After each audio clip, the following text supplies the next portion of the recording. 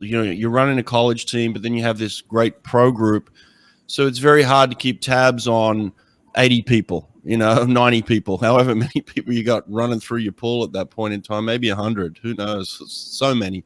But there's a lot of responsibility that you put on your pro group to say, hey, come in here and act responsibly.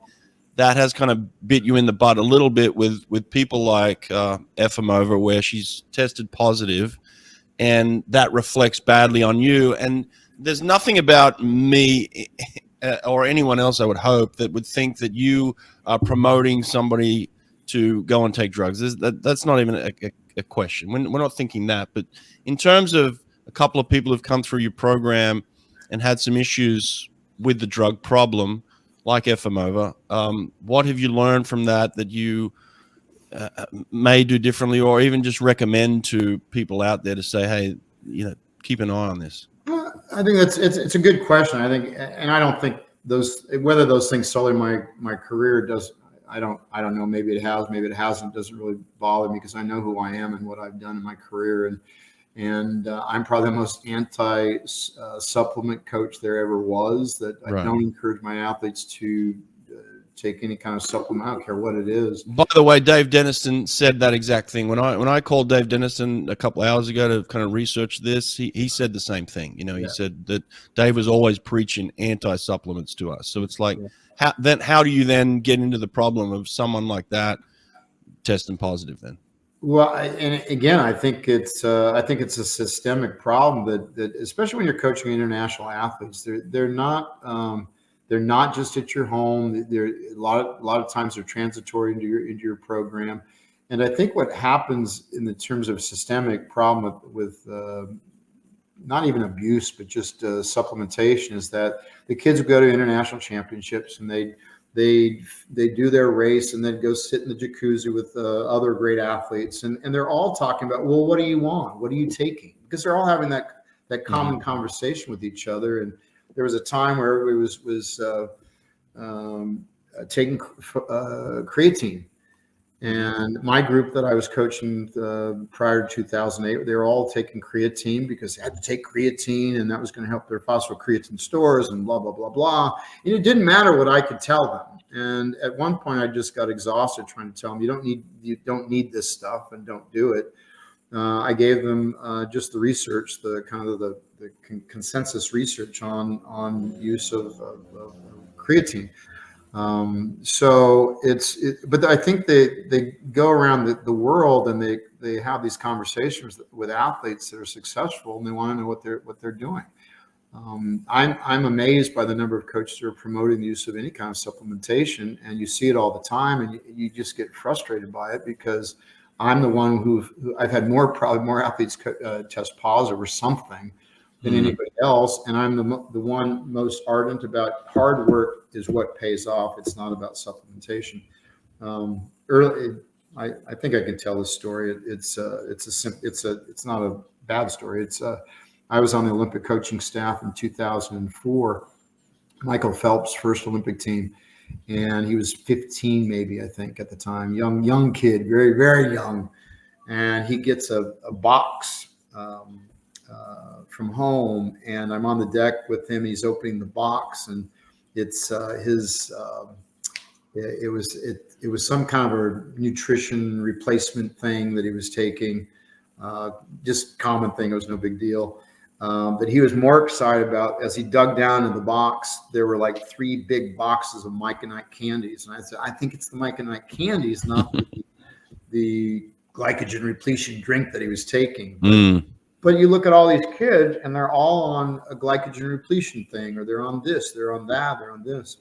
The thing that Efimova came under tremendous criticism in that second test was for a concept versus a real performance enhancing drug, and I can't remember the name of the thing, but it's this supplement they were taking. All the Eastern European athletes were taking this thing because it's supposedly protects the heart from exhaustion. So they're all taking, all Eastern European athletes were taking it because they thought it would save their heart. well, and then WADA gets a hold of this thing, and there wasn't a prevalence of legit scientific background to suggest this thing was a supplement or a performance enhancing supplement. It's just that everybody's doing it, so there must be something wrong with it. So we're gonna ban this thing, and it was unfortunate. One thing I did find, and my athlete said, who Jessica Hardy tested positive for a tainted vitamin that she made a lot of money suing the supplement company for.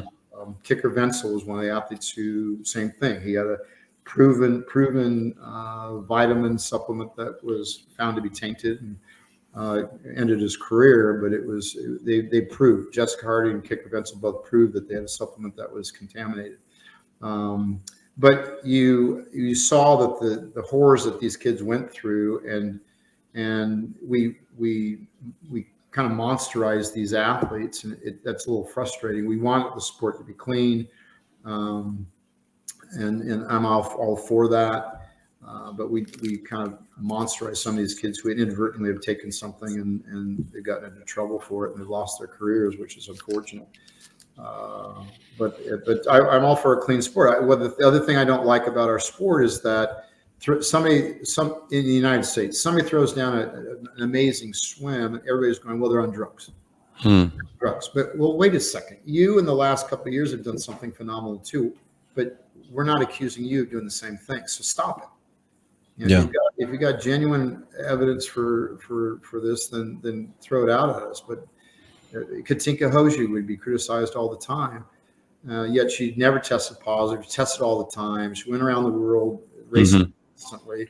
And I know how Katinka is, by all measures, one of the hardest working individual in the weight room, in the pool, driven, and one of the just amazing athletes that I've ever coached. Just clean as can be. But we come upon criticism for being exceptional, and when American athletes do that, nobody was accusing Katie Ledecky of that when she won her first gold medal in the 800-meter freestyle. But her leap to that performance was huge. It's like, this girl works hard. We've seen it. She's got a great stroke, and those results are possible.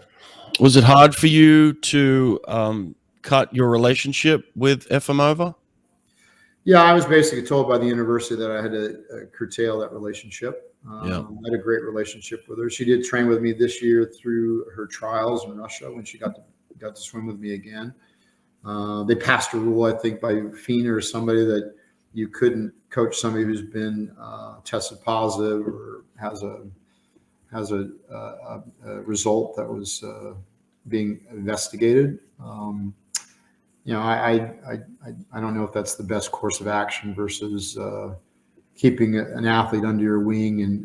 But again, that's just the way it is. And again, I've never encouraged anybody to do anything other than work hard and probably eat a good balanced. I in fact stopped encouraging kids to take just a general vitamin because what happened to Kicker Wenzel, that you just don't know what's happening with those things. I was going to say, like, so other than just saying what you've always said, is there anything else that you've definitely implemented in your program of like, what, like, you know, is there anything that other coaches can learn from this? You know, once the kids knew my position, and I found this out to be true at USC. Even once the kids knew my position, I don't want them taking any kind of supplementation at all. They would hide it. And I don't care what the supplement is, if it's a glycogen repletion thing. I don't think you need that. Just have a really good diet, eat properly, a good time sensitive diet, then you're going to be okay. You're going to replenish those stores. But the kids would just kind of hide it, and then you go in the locker room. They're kind of shuffling it off into their locker so you can't see it, because they know my stance on that. And by the way, this isn't just a you problem. We had this. I had the same problem. I'd walk into the locker room sometimes. You wouldn't go into the locker room very often. That's their space. But walk in sometimes, and you'd look in the locker room and you'd have 10 different supplements. I'm like, what is this? Do you know what this is? First of all, do you know where it's coming from? You know, and I'd have athletes from Brazil and other countries, and they have different standards there in terms of the way they make their supplements. We don't have the same standards in America, so it's like, you're getting a supplement that has very low grading of, you don't know where it's being made, what it's in it, and you don't even know why you're taking it. You're just taking it because the guy next to you is taking it, or someone at the other program said was a good idea. It's like you said, they all get in the hot tub, and it's like they start talking about, oh, I'm taking this. Oh, that's a great idea. I might do that. I might do that. And then the coaches are completely in the dark about it, you know? Yeah. Yeah. And I think most coaches are definitely in the blind with regards to this stuff. They're not familiar with it, but there are some coaches that are always trying to test the boundaries of this stuff, and they look at whatever advantage they can get to their kid. I wish the kids would just come to practice and train really hard and just have a good, healthy diet. And I think that takes care of itself. Yeah, I agree. Well, thanks for digging into that a little bit. I appreciate it. It's not easy, but